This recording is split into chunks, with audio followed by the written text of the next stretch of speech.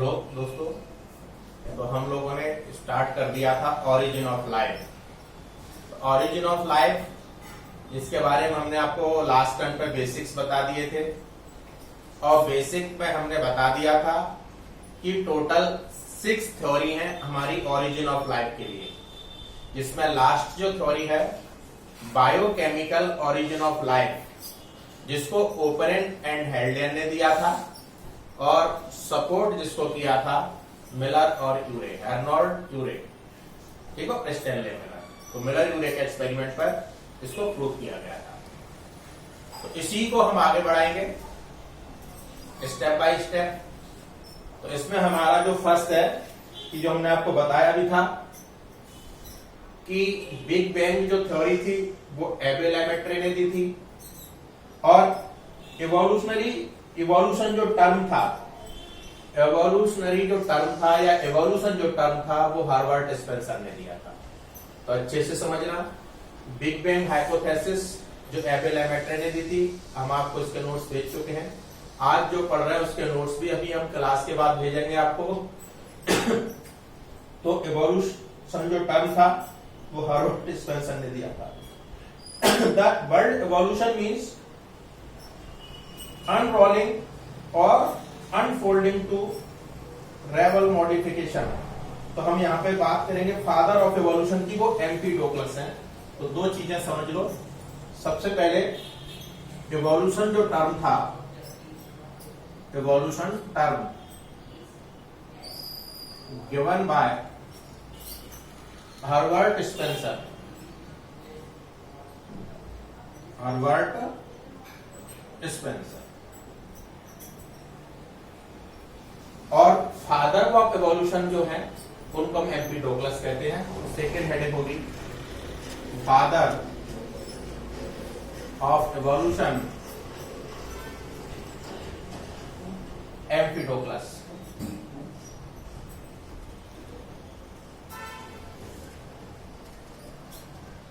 ठीक है, एम्पिडोक्लस, ये याद रखना है। यहां पे सबसे पहले डेफिनेशन की बात करेंगे। तो ये number of change in flora and fauna have occurred over millions of year on earth. The study of the story of life from on earth is evolutionary biology. Flora और फौना, आपने एक scientist का नाम सुना होगा, Darwin.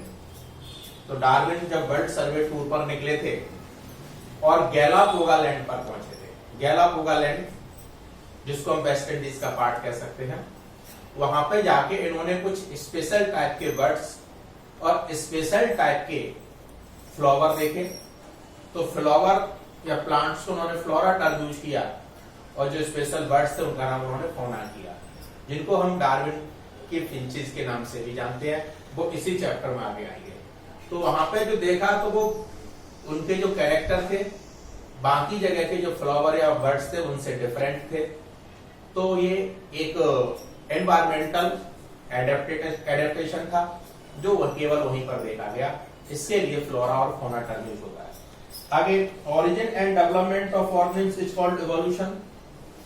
हम जानते हैं एवोल्यूशन का मतलब होता है हमेशा फॉर्मेशन ऑफ न्यू स्पीशीज। जैसे जैसे नई नई स्पीशीज बनती रहती है उसको एवोल्यूशन कहते हैं। तो आपने लास्ट टाइम पे पढ़ा भी था कि सबसे पहले जब लाइफ की ओरिजिन हुई थी तो यूनिसेलुलर प्रोकैरियोट्स बने और यूनिसेलुलर प्रोकैरियोट्स यूनिसेलुलर यूकैरियोट्स में कन्वर्ट हुए और उसके बाद मल्टीसेलुलर यूकैरियोट्स बने। और इस तरह से हमने देखा कैसे सिंपल जो लाइफ थी वो कॉम्प्लेक्स होती गई और कैसे लोअर एनिमल्स हायर एनिमल्स में कन्वर्ट होते चले गए। Next, evolution rate is faster in micro organism and is slow in large organism. अभी आप देखेंगे यदि म्यूटेशन के पर रेट की बात करेंगे तो म्यूटेशन हमने आपको पहले भी बताया कि जितना भी सिंपलेस्ट एनिमल होगा, सिंपलेस्ट सेल होगी, उसमें म्यूटेशन की रेट फास्ट होगी। जैसे जैसे एनिमल कॉम्प्लेक्स होता जाएगा म्यूटेशन की जो रेट है वो स्लो होती जाएगी। हम मान के चलें कि आरएनए जिनके अंदर जेनेटिक मटेरियल है केवल उनमें म्यूटेशन की रेट फास्ट होगी कंपैरिजन ऑफ डीएनए। क्लियर? तो नाइट्रोजन बेस की जो सीक्वेंस है वो आरएनए में सिंपलेस्ट होगी कंपैरिजन ऑफ डीएनए, इसलिए उनके चेंज होने की पॉसिबिलिटी ज्यादा होगी, इसी को अपन म्यूटेशन कहेंगे। ठीक है, आगे basic unit of evolution is population, है ना। अपन ने बताया कि जितनी ज्यादा पॉपुलेशन होगी उसमें इंट्रा स्पेसिफिक कॉम्पिटिशन हमेशा ज्यादा होगा। तो दो तरह के कॉम्पिटिशन होते हैं, इंटर स्पेसिफिक जहां दो डिफरेंट जातियों के बीच कॉम्पिटिशन होता है, और एक इंट्रा स्पेसिफिक कॉम्पिटिशन जहां एक ही जाति के दो एनिमल के बीच होता है, एक ही स्पीशीज के दो एनिमल के बीच होता है।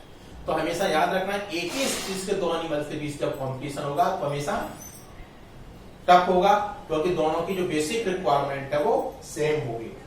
इसलिए पॉपुलेशन जितनी इंक्रीज होगी एनिमल को उतना ही ज्यादा एडेप्टेशन करना पड़ेगा, और जितना ज्यादा एडेप्टेशन करना पड़ेगा तो चेंजेस उतने ज्यादा करने पड़ेंगे, जितने ज्यादा चेंजेस करने पड़ेंगे तो न्यू कैरेक्टर उतने ज्यादा डेवलप होंगे।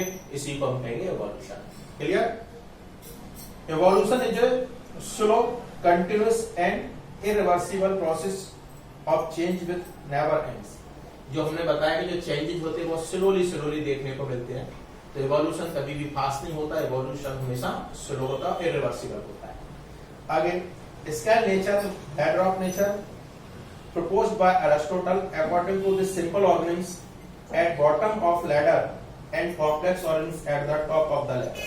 पता है सिंपलेस्ट एनिमल हमेशा बॉटम में होंगे और कॉम्प्लेक्स एनिमल्स हमेशा टॉप पर होंगे।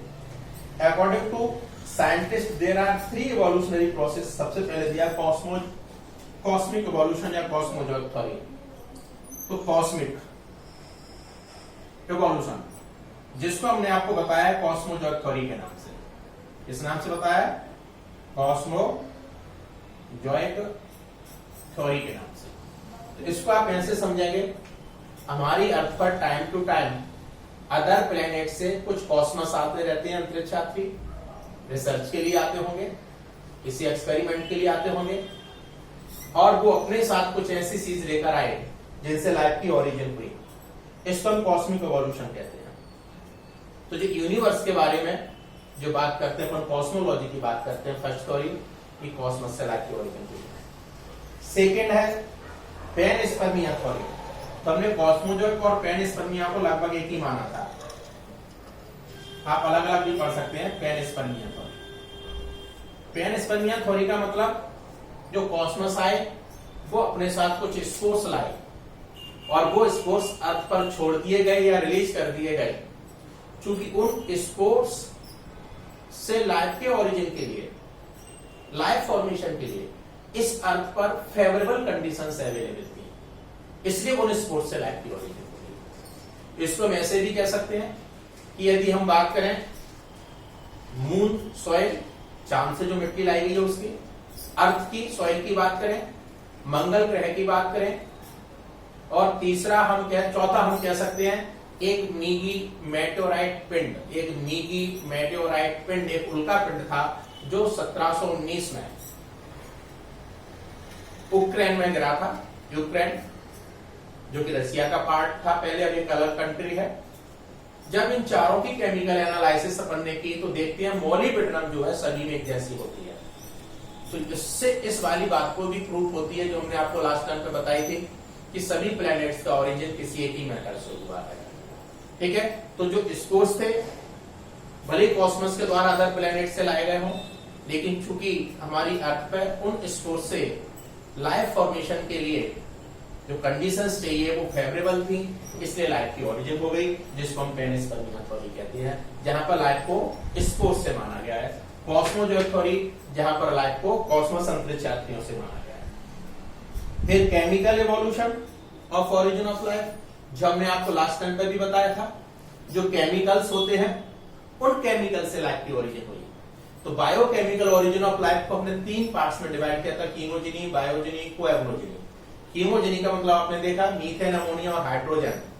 तो मीथेन, अमोनिया और हाइड्रोजन, तो इनको लैब में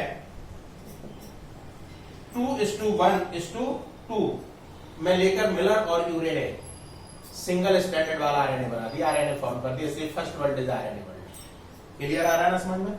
तो हम इसको क्या बोलेंगे? Chemical origin of life. तो ये हमारी कौन से नंबर की थ्योरी हो गई? तीसरे नंबर की, जहां पर केमिकल से लाइफ की ओरिजिन हुई है। फिर हमने एक बताया था आपको ए बायोजेनेसिस।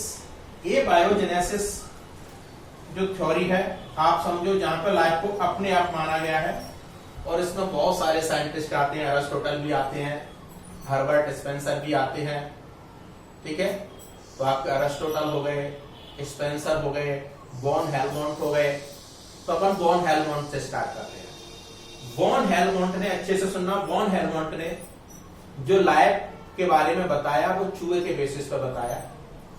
वॉन हेलमोंट ने अपने पसीने से गीली शर्ट को, स्वेट से गीली शर्ट को गेहूं के दानों में छुपा कर रखा, तो उन्होंने देखा 21वें दिन जाके उससे चूहे बन गए। क्या बन गए? चूहे फॉर्म हो गए, और बाहर आके इन्होंने कह दिया कि भाई हमारी पसीने से गीली शर्ट से अपने आप रैट्स का फॉर्मेशन हो गया। ठीक है, ये थ्योरी है वॉन हेलमोंट की, जहां लाइफ को उन्होंने चूहे से बताया, सॉरी जहां लाइफ को उन्होंने अपनी पसीने से गीली शर्ट से बताया और उससे चूहे फॉर्म किए। क्लियर? अब ये तो थी अपनी बुक की लैंग्वेज। अब इसको अलग से समझो, इसके पीछे कंसेप्ट क्या रहा होगा कि हमारा खुद का मानना है चूहे का जो प्रेगनेंसी पीरियड होता है 18 से 22 दिन होता है।